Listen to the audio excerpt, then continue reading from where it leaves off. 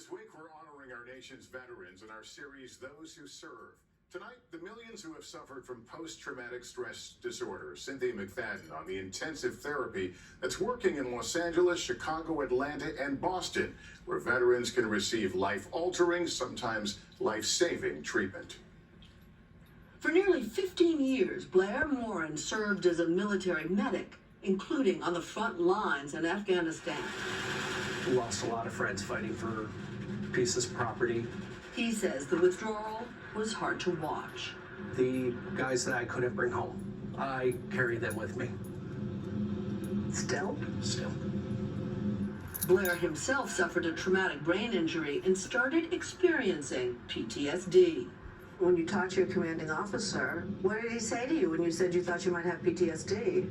I was actually told that PTSD is not a real thing. I felt like I was digging into a hole and I was yelling for help, and instead of throwing a rope, I had dirt kicked down on me. At his lowest point, Blair says he got a glimmer of hope at a veterans fundraiser at Fenway Park. Another veteran got up and he was telling his story. He actually said when he decided to reach out was when he had decided to take his own life. I was there. You had had those thoughts too. It was a step further. I had a plan. Blair was about to become part of a staggering statistic: the 30,000 post 9/11 vets and service members who have died by suicide, 4 times the number who died in combat. But the vet who spoke at the fundraiser that day spoke about a sort of mental health boot camp, where it said veterans can get more hours of therapy in 2 weeks than they would in a year.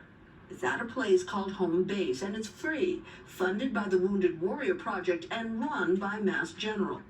Blair enrolled. From morning to night, their job is to recover. Rather than waiting 7 more days for the next 15-minute session, they're able to apply in real time what they've learned for the life that lives outside of these 2 weeks.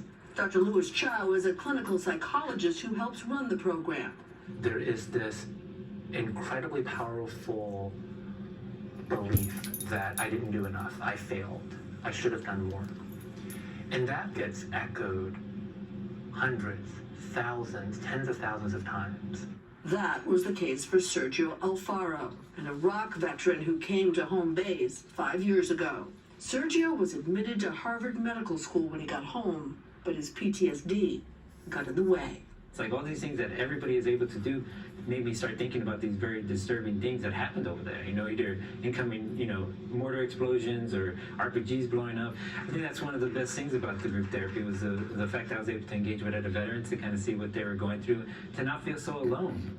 What do you think life would have been like if you hadn't found your way here?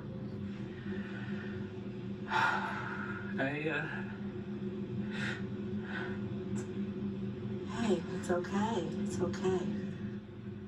I wouldn't be alive right now. Blair said the same. I'd be huddled up in my basement, avoiding life. My children wouldn't have a father.